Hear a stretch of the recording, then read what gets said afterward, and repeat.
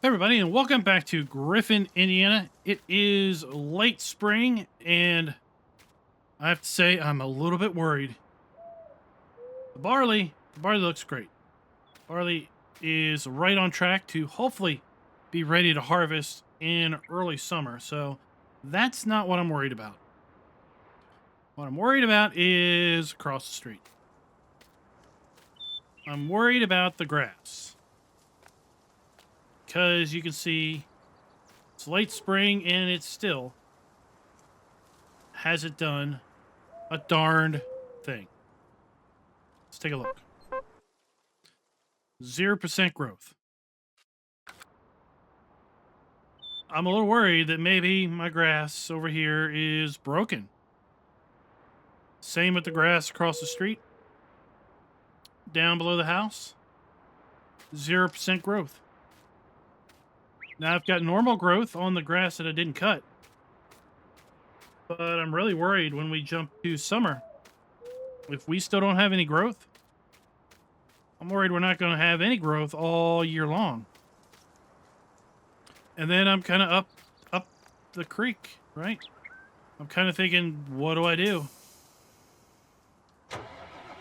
Do I cultivate this under and make an arable field out of it?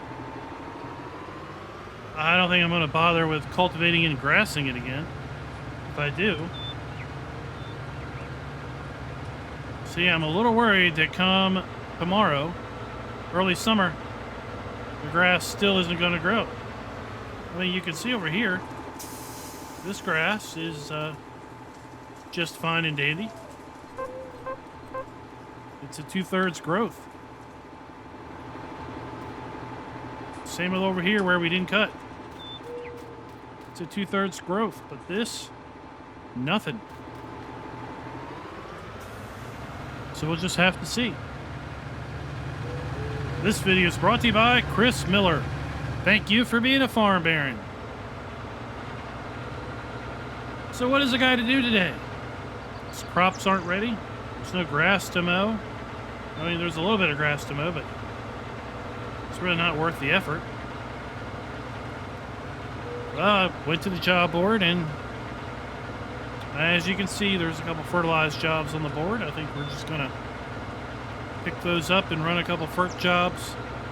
In all honesty, this is going to be a very short video because, well, I think you all have seen enough contract work to probably keep you busy for the rest of this year, right? So we're not going to make a big long video where I just fertilize fields. But I did want to talk a little bit about the Giants announcement that was, well, when this video comes out, it would have been a week ago. But I'm recording this on Thursday the 26th, as you can see by the upper right corner. So yeah, we just had today the reveal of the second map in southern France. We got a little extra gameplay video. We got some more screenshots. And, well, we learned about the season pass. And I haven't talked to a whole lot of people since the season pass announcement. But I gotta wonder how many people are concerned about the season pass information. Going from a buy once, and basically you're assured all the content being released post launch, to buy annual and having a kind of a predefined amount of content that is coming for that investment, which then means buying the second year season pass, potentially a year 3 season pass, depending on how many years they extend FS22's lifespan at $40 a pop. possibly. And at, let's say, $40 for the game, or $49 for the game.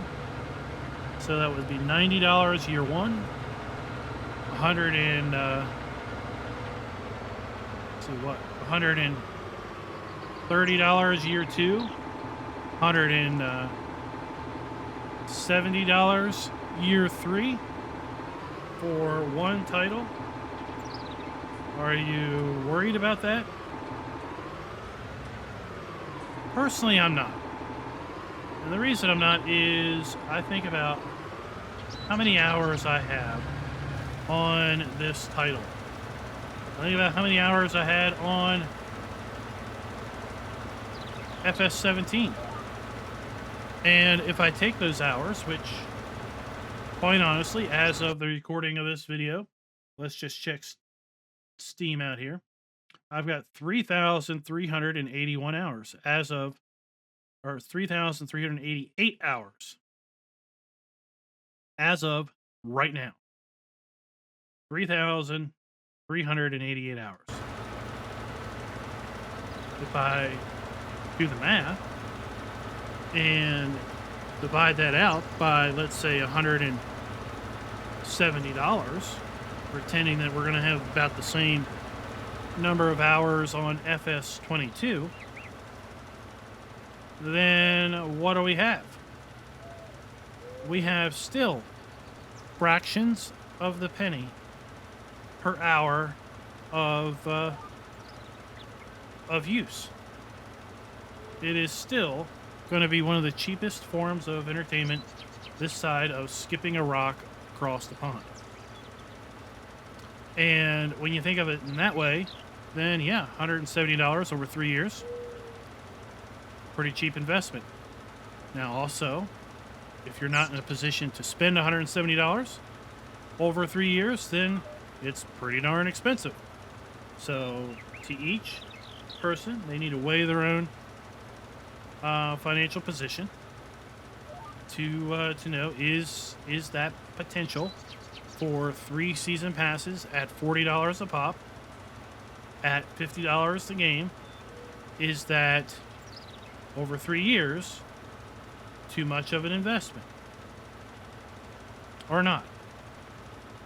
It's up to you to decide. I'm not so sure about how they have announced it with respect to just kind of giving general themes to what's coming. I think maybe it would have been a bit more received if they kind of expanded on that as opposed to being a little coy with it. But we'll just have to see. The timing of the first one is also very interesting. Winter of 21-22. So that is basically December to February. December of 21 to February 22. Now, I think the first DLC for 17 was about that time frame when the Coon DLC came out. That's the one that introduced the square bale wrapper and several of the Coon equipment that we have in game now. I don't remember when the Anderson DLC came out. I don't remember that, but I think that was maybe March of 20.